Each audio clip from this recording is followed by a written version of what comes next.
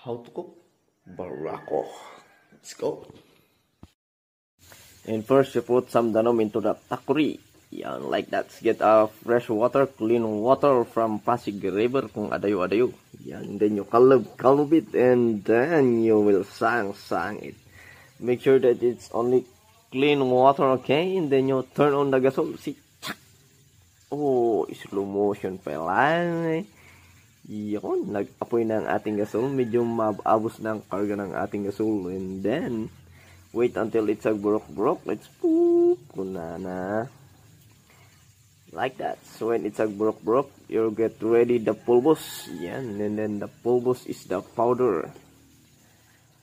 Like that. And then you put some powder into the kettle. Yan. Sa mga katamtaman is you just put 5 kutsaras of powder. Like that. 3, 4, 5. And make sure it's in low heat. Yan. Let it brok so that the banglo aroma will go out. It smells like yummy. And after broking, you will turn offing and then steady. You just put it in stable so that the pulbos will arrange like that, so that it won't mix to your coffee. After inserting, prepare the thermosing, and then let's go. Put the coffee into the thermos using some screen.